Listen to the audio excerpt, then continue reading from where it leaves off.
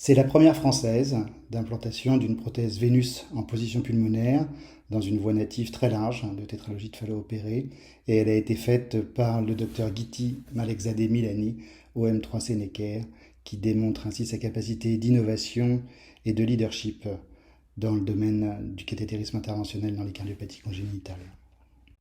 C'est déjà à l'hôpital Necker Enfants Malades qu'en 2001, le docteur Philippe Bonhoeffer a implanté pour la première fois une prothèse Mélodie en position valvulaire pulmonaire, et c'était une première mondiale, puisque c'est dans cet établissement et au sein du service de cardiologie congénitale et pédiatrique de l'hôpital Necker Enfants Malades que la valvulation pulmonaire par voie percutanée a été inventée. La prothèse Mélodie a été implantée en grande partie dans des tubes valvés calcifiés, comme sur ces images déjà anciennes. Elle a rendu de très nombreux services, mais il est rapidement apparu qu'elle avait certaines limitations. Une des principales limitations de la prothèse Mélodie était son diamètre, qui n'autorisait son implantation que dans des voies d'éjection relativement petites, même si différentes méthodes comme le folding de la valve avaient permis d'en élargir un peu les indications. Il y avait d'autre part des morphologies de la voie droite en forme de cône ou en forme anévrismale qui ne permettaient pas l'implantation de cette prothèse sans pre-stenting. Les indications de la valvulation percutanée ont pu être élargies, en particulier avec la mise à disposition de prothèses de plus grande taille de la marque Edwards.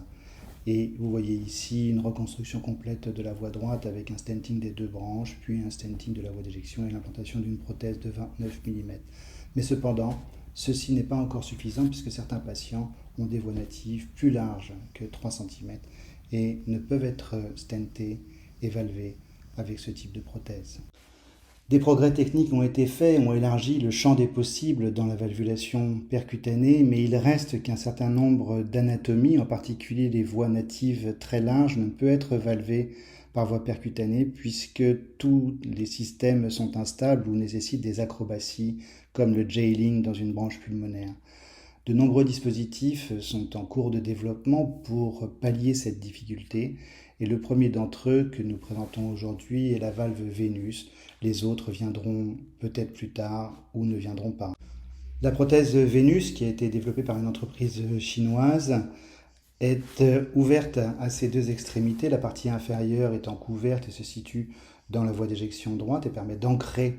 la valve dans cette voie d'éjection. La partie distale, elle n'est pas couverte, ce qui permet de libérer le flux dans les deux branches pulmonaires.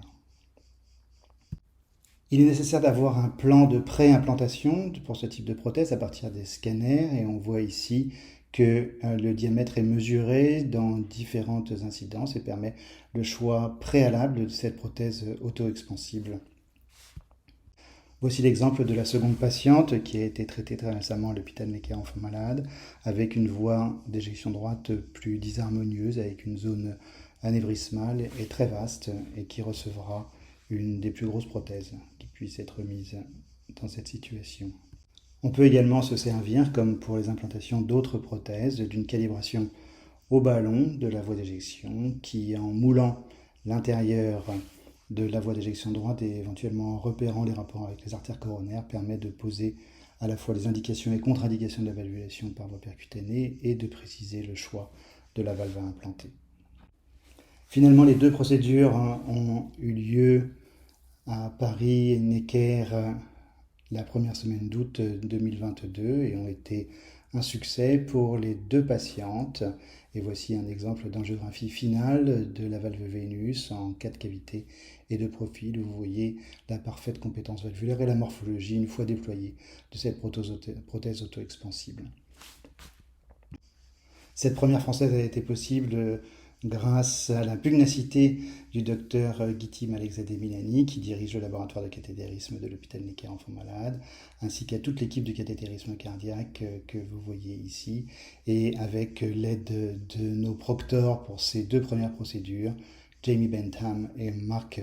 Ghivilly, qui ont bien voulu venir nous aider, mais nous allons être immédiatement autonomes après cette première.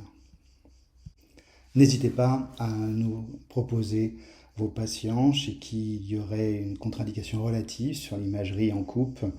à l'implantation d'une prothèse Edwards de grande taille pour savoir s'ils pourraient bénéficier d'une implantation d'une Vénus dans notre unité. À très bientôt.